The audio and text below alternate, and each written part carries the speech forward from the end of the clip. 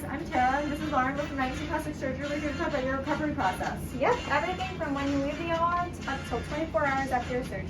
We're going to go through all the steps, the garment, from when you leave the operating room, what to expect, what you're going to look like, and what you're going to expect the next day when you're getting ready to shower and after your shower. We're going to start, and we're going to show you when you come out of the OR. You're going to be taped in these nice pads. The tape is just for transport. The padding is really important, just so you don't leak all over the place. So you have to be nice and compressed. So initially, once you get out of the OR, us nurses will make sure that you're draining properly. So you're going to have a few incisions depending on your surgery. Once we drain a lot of fluid out, we're going to take this ABD pad with some tape and put it right over the incision.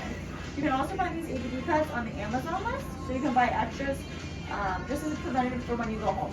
Perfect. So you'll have a bunch of these on depending on where your incisions are. Once those are in place, we'll take a garment. Once again, it's specialized for each person and depending on what they had done that day. This is an example. We use the brand Morena, and Shout out. they're really great for the recovery process, and they keep everyone nice and compressed. Most of the garments have a closure on one side or another for easy access to get in and out of the garment. So once you leave us, you'll be placed in this garment and you will be going home. 24 hours later, you'll be able to get in the shower.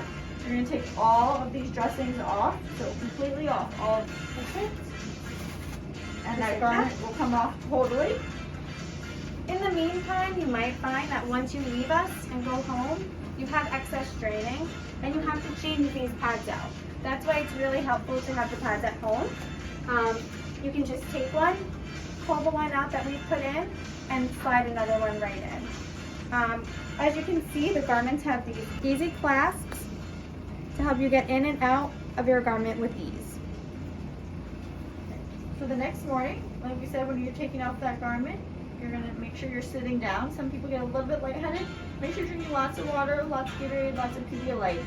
When you take that garment off and you're sitting, wait a couple minutes, you're going to stand up and help yourself into the shower. A little soap and water in those little incision areas. So if you're on your abdomen, you're just going to pat over the areas. When you get out of the shower, that's the time that you're going to use the bath tracer from the Amazon list. You're going to put it all over. If you're still leaking, you're going to use those white pads that we talked about. If you're done leaking, you're able to just do some bath tracer and a Band-Aid over. At that time, we're going to use the garment and put it back on. For the next 3 weeks, you're going to wear the garment as much as humanly possible.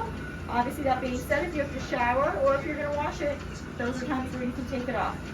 The compression really helps with the best results after liposuction. Yeah, and it does help alleviate pain. The pressure and compression really, really helps stabilize everything that's going on. Absolutely.